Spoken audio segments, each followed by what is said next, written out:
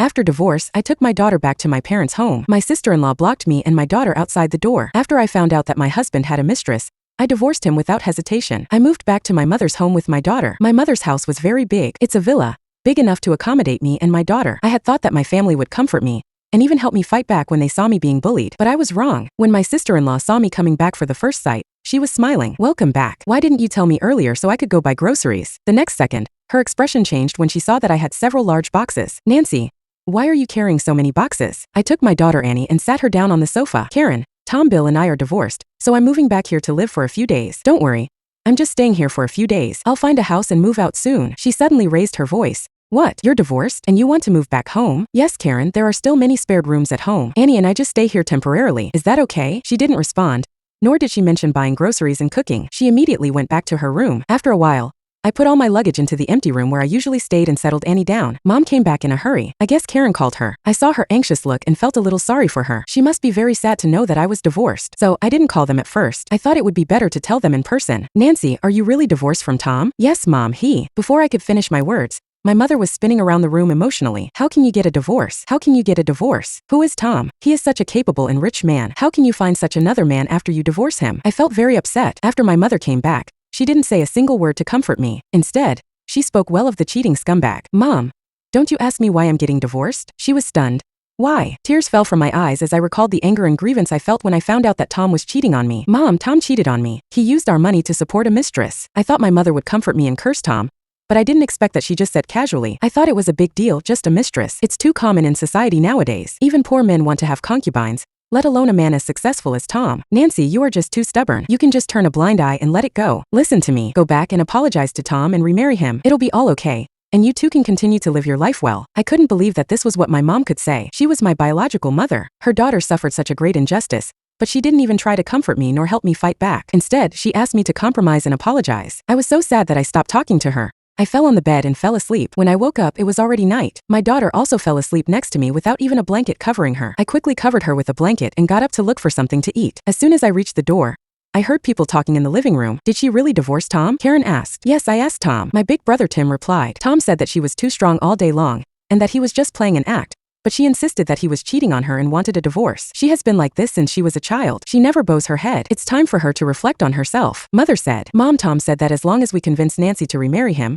he will not care what had happened. He will even give us some money and let me continue to work at the Bill Group and give me a promotion." Really? Karen was very happy. "Yes, Tom has taken good care of our family. How can Nancy find such a good person again? Hee. I didn't expect this. They are my family, the people I have always been helping. For the sake of profit, they didn't care about my feelings at all, and may even betray me." I closed the door gently and walked over to seat myself opposite. The four people all looked at me. "So everyone is here, what are you talking about?" I casually picked up a banana. "First," my brother said. "Nancy, Tom called me and said that as long as you are willing to apologize and admit your mistakes, he will forgive you. Tim, he cheated on me, but you asked me to apologize and admit my mistakes. Based on what? Don't talk nonsense. You think I don't know? The person you're talking about cheating on you with is Secretary Jenny, right? She's innocent, but you insist on saying she's a mistress. You've ruined her reputation by doing this, so you should apologize." I was so mad that I was really about to laugh. This was my good brother. For the sake of work and the money that Tom had promised, he could ignore my grievances and even lie. How could he not know about Tom and the mistress? They go out together every day and do shameless things in the office without hiding. Everyone in the company listened to her and forgets about me,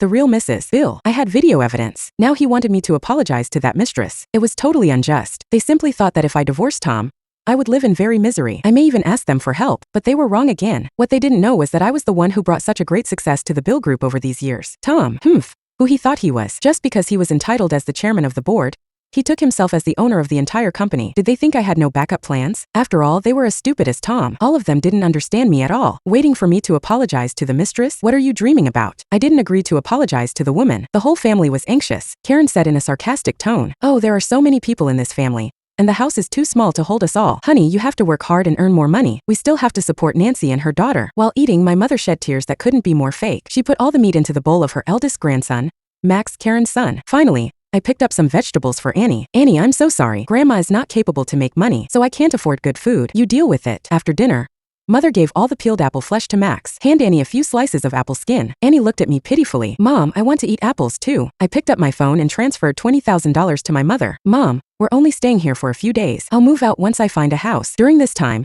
please help me look after Annie. Please accept the money. If it's not enough, I'll transfer more to you later. She looked at the money transferred into her account, and then reluctantly gave Annie a small apple. I was not poor. I was super rich instead. But during this period of time, I had to deal with issues with the bill group and find a house, so I couldn't be distracted to take good care of Annie. That's why I thought about going back to my mother's house. In here, at least Annie was safe, and I could devote myself to my own work. I had originally planned to give my mother and the others a large sum of money, but when I came back, no one welcomed me, and no one said a word of comfort to me. So I regret it. I won't give my money to these ungrateful people. $20,000 for a few days. I thought it was enough. During the day, I went out to get my work done and connect with my other relationships. I registered a new company. I wanted to seize all business of the bill group to my new company little by little. I was confident and have already achieved more than a half. At noon, when I had a little free time, I turned on the surveillance camera at home. I had installed that before just to check on my old parents occasionally, fearing that something might happen to them, but what I saw today made me furious. In the surveillance video, Max was hitting Annie on the head with a toy. He kept talking while smashing. Get lost, this is my home, not yours. Why do you live here? 3-year-old Annie couldn't speak much. She just covered her head and cried as going to look for her grandmother. Unexpectedly, instead of comforting her,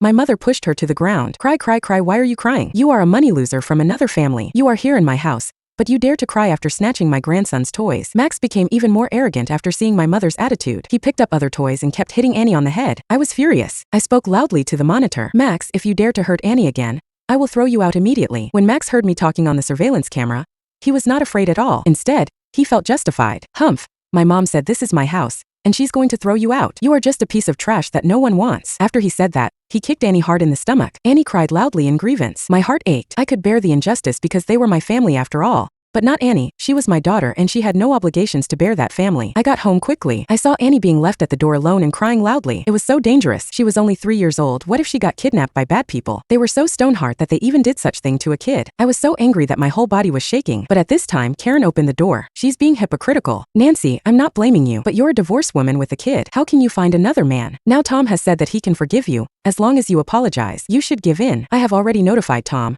and he will come to pick you and your daughter up soon. She slammed the door, and 2 minutes later, opened it again and threw all 3 of our suitcases out. She also said, I'm doing this for your own good. For my own good. Hee hee. Before I could react, Tom's car stopped in front of me.